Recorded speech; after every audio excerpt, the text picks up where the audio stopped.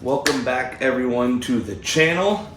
I'm glad you guys are still around and hanging out, even though I'm very spotty here or there. If you're on my Instagram, I just made a post about why someone messaged me and asked me why I'm so spotty on YouTube, and I give a whole description, and it basically boils down to life is busy. This isn't my full-time job. This is something I do on the side for fun for you guys, and life's getting in the way. Moving on, I'm glad you guys are still around, sticking around, liking videos here or there, but got something a little new. We're in December. It was snowing this morning. We're done for the winter. You can see I got the bumper blown off. I sold the hood because I'm going to get a different one. I started dismantling some stuff. I started building my intercooler last night. I already got one end tank pretty much done. I gotta get some aluminum for the other one. Downpipes partly out of the way. You gotta take that off to do the bumper. But what we're gonna do here is make this thing more enjoyable to drive. I drive this thing as much as I possibly can. I got this thing back on the road in June, back off the road in December, and I put 3,000 miles on it. I drive, like I said, I drive as much as I can, but I don't drive it in the middle of July and August. Why? It's 100 degrees out. It's hot as hell in this thing. It's just, simply put, I'm not driving this one. My truck got air conditioning and cooled seats, but we're gonna change that. So for next year, we're gonna have air conditioning. Yeah, that's right. I've been wanting to do this since I built the car, and I took the car to a show this year, and it was like 85 degrees on my way there. It got up to over 100 on the way home. Car didn't like it. I didn't like it. The car was more of a tuning issue, but we pretty much got that figured out. I definitely didn't like it. It was hot as hell. I had a fan in the car. It didn't even matter. So I've been doing research, and I purchased a dirty Dingo low mount AC kit. It's a very nice kit. It's like about $500. And that's not everything you need. You still need to have a condenser. You still need to have an accumulator. Remember last year when I saved the whole engine bay and I got rid of the AC holes? Yeah, we're gonna have to open that back up now, but I think what I'm gonna do is I'm gonna cut it just to what I need instead of that big gaping hole just to get the tubes through, and I'll make like a carbon fiber trim for it or something. Gonna have to pull the dash back out, but I think I'll just do it like, you know, sweep it out of the way. There's not much over here wiring wise. There may be 6-7 wires, so it's really not much since I redid that whole harness. Pull the heater boxes out. I gotta get new heater boxes with a evaporator in it. And then I picked up a factory accumulator. I think I got this off American Muscle or Elmore. I don't know who I got it from, but I got it without a hose on it, so I can make my own. I'm thinking about sending this out to DCF. I gotta message him to see if I can get it polished. I mean, I don't mind the black, but I think polished would look better. I ordered the low pressure valve and pigtail. So, you know, this thing's gonna sit right about here. Well, I don't mind the black, but I think it would be much better polished. I'm gonna make my own custom AC lines. Well, get my buddy Billy over here, the one who did the suspension and scaling on the car. He's got the crimper, and you know, he knows, he does this for his Volkswagens. So the Dirty Dingo kit comes with a bunch of stuff. So first off, it comes with mounting brackets. These things are pretty serious. They're nice, thick, bent, powder coated.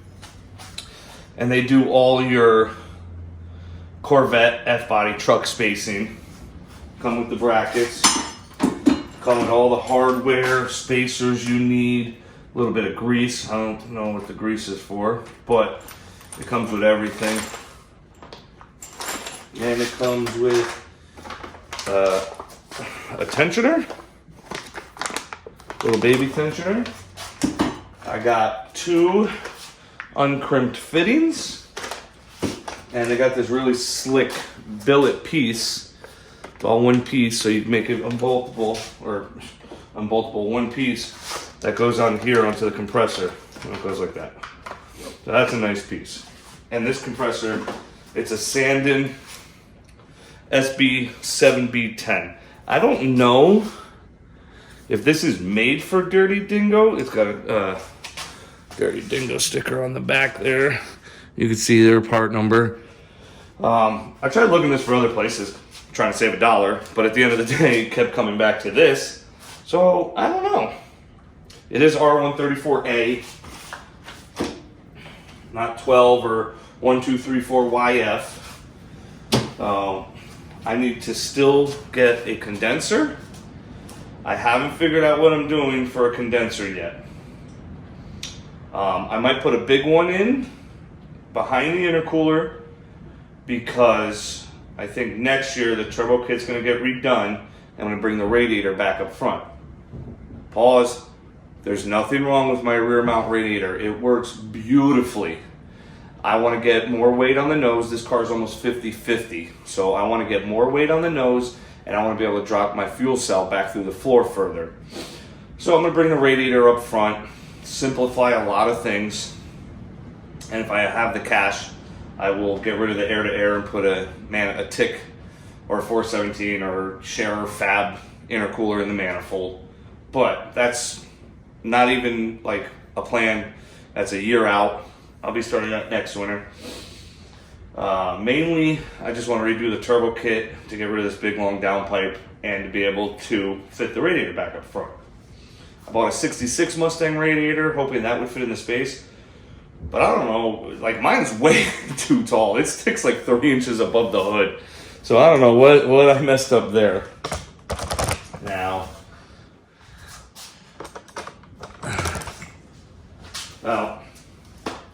like I said, I want AC in the car. I'm willing to deal with the lines. I wish I could make them AM. I wish these were super high pressure. That'd be awesome, huh? Get that all to match. But they're not. Anyway, we're going to get the bracketry installed. We're going to get the condenser. We're going to get the compressor installed. This is going to be probably like a 2-3 part video, because I have a feeling just making all the lines and going over all that and filling the system is going to be a video in itself. So today we're going to get all this in. They don't give you directions, but they have directions on their website. So we're going to get this stuff in and mounted. I have an ATI pulley without an AC. This is not meant to add to your circ belt. This is just like factory GM where it goes behind the pulley and it's its own belt. My buddy has the ATI truck pulley with the AC pulley on it, so he's pulling his motor, and he's going to give me the pulley off of his. I'm going to put it on this one so I can run the belt. All right, I'm going to go over the hardware real quick. It comes with a whole bunch of it. So this is the lower bracket, right? You want to use 2 of the shorter button heads to hold this in to the bottom of the block, truck spacing. All right, this is the upper bracket. You want to use 2 of the longer button heads. All right, rear hole A spacer that goes behind it. They label each and every spacer for you. Okay, so you got those. That mounts the brackets. You mount the bottom bracket first, and then you stick this battle area. We stick this battle area right here with this big long cap one, all right? 100 millimeters, it says. Threads into the compressor. And you're gonna swing it up and meet this. This is what I want you to check because I'm having issues. If you could see those bushings right there, you see it? There's top and bottom. It's got bushings in each side of the compressor, right? Those bushings move back and forth to seat. Problem I'm having is with the top bracket, it doesn't fit. So I'm gonna have to give this a little tap in just to get it to fit, because it's off like 1/8 of an inch. You don't want to go crazy because you don't want it to go out the other way. I mean, it's going to seat where it wants to seat once you nut and bolt it together. Use my hammer here. It's not working well as a hammer. Not working at all. I don't think I have a hammer on this side. This is the downside to having a wall here. I have to walk back and forth. So you can see I pushed that bushing in a little bit now. It's sticking out. Should fit. Just a touch more.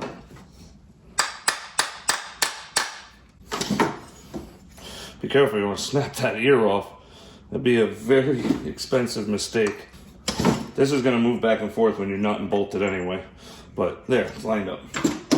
Alright, and then, so I showed you that. This is 2 cap screws with nuts, or 1 nut, I'm sorry. 1 nut and a washer to bolt to the front and back of the compressor. You have B and C spacers, which are going to set your spacing on your tensioner. Truck spacing, I'm using D spacers. Alright? D spacers with the 50 millimeter cap head bolts and nuts. So the only thing you're left over here is with 2 40 millimeter cap screws and 2 sets of washers, spacers. All right. So let's start getting the bracketry into the car and getting this all bolted up. What I haven't mentioned is I'm not 100% sure this is gonna fit. I should have probably said that before. Alright, I'm already running into issues.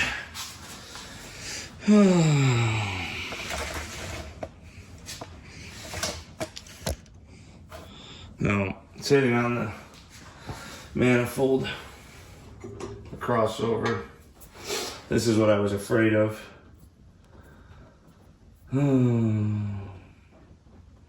I thought I was going to have to remake this and have the turbo, this pipe, come out further and then turn up more of it a hard 90.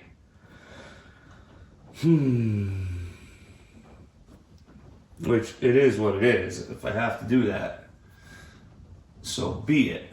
I'd rather not, but I'd rather have the AC. Alright guys, as you can see, plans have changed. It's not backwards. The turbo has moved. We're redoing the turbo kit again. I just couldn't get the AC compressor to fit without modifying a ton of stuff with the hot side.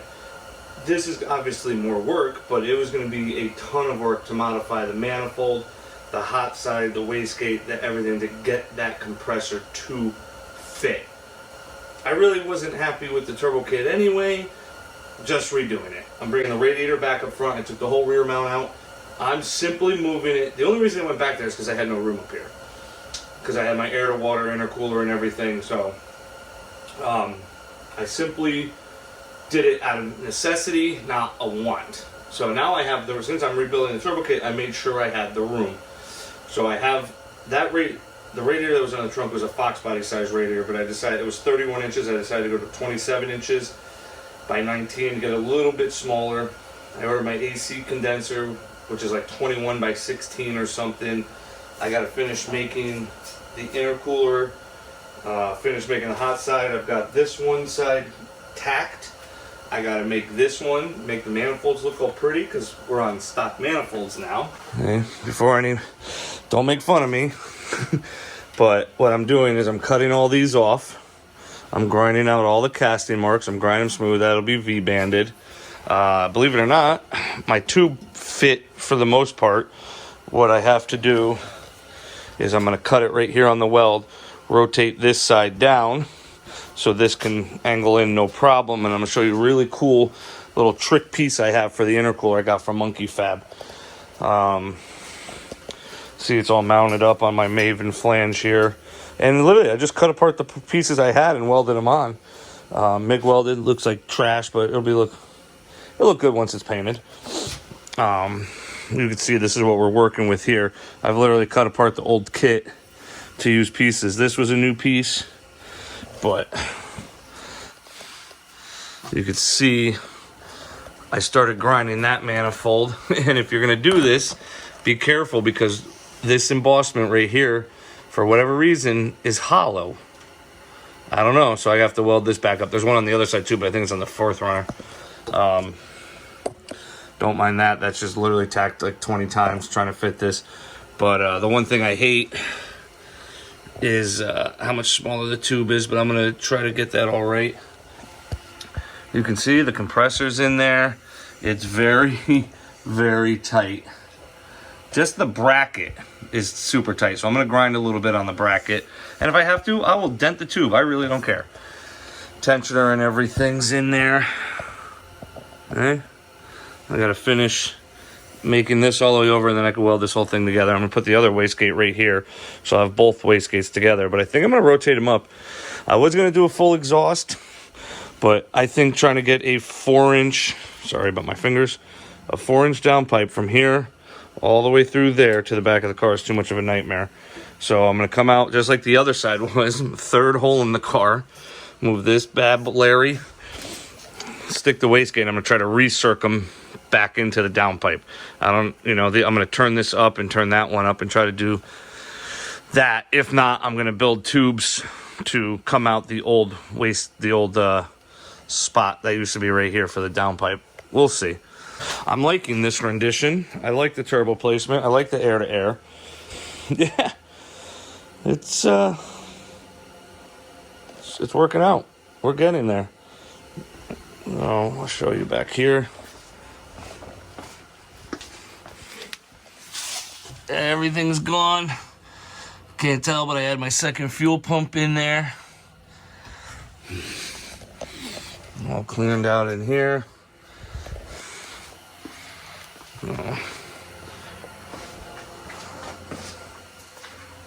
I'm gonna have to get a body guy, touch up the frame rails, paint that thing, fix that thing, and paint that thing.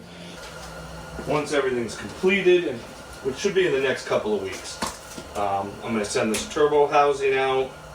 I'm gonna send my beadlock rings out, and I'm going to send